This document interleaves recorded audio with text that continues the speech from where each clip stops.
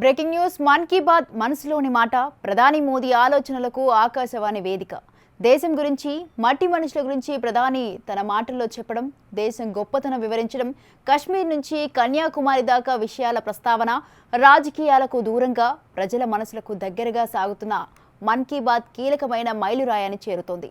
ఇవాళ 100వ ఎపిసోడ్ ప్రసారం కానుంది. సెంచరీ ఎపిసోడ్ను డిఫరెంట్గా ప్లాన్ చేశారు.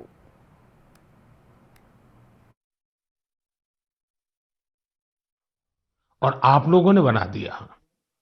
जब मैंने तत्कालीन अमेरिकी राष्ट्रपति बराक ओबामा के साथ साझा मन की बात की थी, तो इसकी चर्चा पूरे विश्व में हुई थी।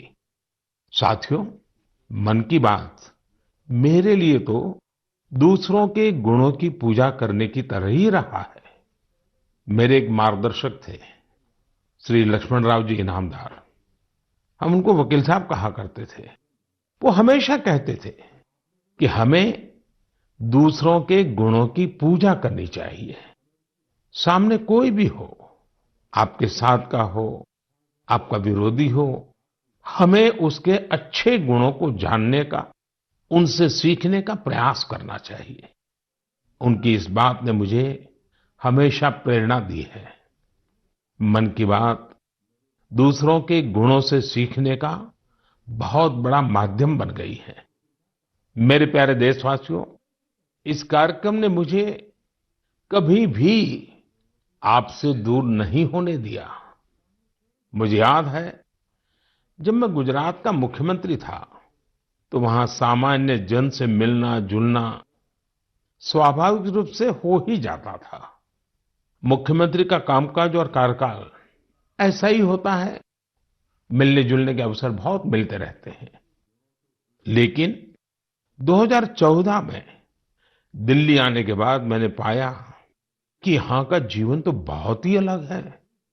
काम का स्वरूप अलग, दायित्व अलग, स्थितियां परिस्थितियों के बंधन, सुरक्षा का तामझाम, समय की सीमा। शुरुआती दिनों में कुछ अलग महसूस करता था, खाली खाली सा महसूस करता था।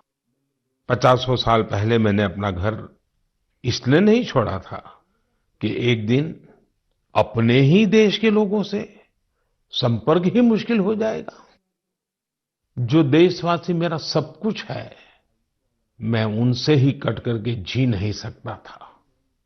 मन की बात ने मुझे इस चुनौती का समाधान दिया, सामान्य मानवी से जुड़ने का रास्ता दिया। पदभार और प्रोटोकॉल व्यवस्था तक ही सीमित रहा और जनभाव कोटि कोटि जनों के साथ मेरे भाव विश्व का अटूट अंग बन गया। हर महीने मैं देश के लोगों के हजारों संदेशों को पढ़ता हूं। हर महीने में देशवासियों के एक से एक अद्भुत स्वरूप के दर्शन करता हूं। मैं देशवासियों के तप त्याग की पराकाष्ठा को देखता हूं, महसूस करता हूं। मुझे लगता ही नहीं है कि मैं आपसे थोड़ा भी दूर हूं। मेरे लिए मन की बात ये एक कार्यक्रम नहीं है। मेरे लिए एक आस्था, पूजा, व्रत है। जैसे लोग ईश्वर की पूजा करने जाते हैं तो प्रसाद की थाल लाते हैं, मेरे लिए मन की बात ईश्वर रूपी जनता जनार्दन के चरणों में प्रसाद की थाल की तरह है। मन की बात मेरे मन की आध्यात्मिक यात्रा बन गया है। मन की बात स्व से समष्टि की यात्रा है। मन की बात अहम से वयम की यात्रा है। यह तो मैं नहीं तू ही इसकी संस्कार साधना है। आप कल्पना करिए, मेरा कोई देशवासी 40-40 साल से निर्जन पहाड़ी और बंजर जमीन पर पेड़ लगा रहा है। कितने ही लोग 30-30 साल से जल संरक्षण के लिए बावड़ियां और तालाब बना रहे हैं, उसकी साफ सफाई कर रहे हैं। कोई 25-30 साल से निर्धन बच्चों को पढ़ा रहा है, कोई गरीबों की इलाज में मदद कर रहा है। कितनी ही बार मन की बात में इनका जिक्र करते हुए मैं भावुक हो गया हूं। आकाशवाणी के साथियों को कितनी ही बार इसे फिर से रिकॉर्ड करना पड़ा है। आज पिछला कितना ही कुछ आंखों के सामने आए जा रहा है। देशवासियों के इन प्रयासों ने मुझे लगातार खुद को खपाने की प्रेरणा दी है। साथियों, मन की बात में जिन लोगों का हम जिक्र करते हैं, वे सब हमारे हीरोज हैं, जिन्होंने इस कार्यक्रम को जीवंत बनाया है।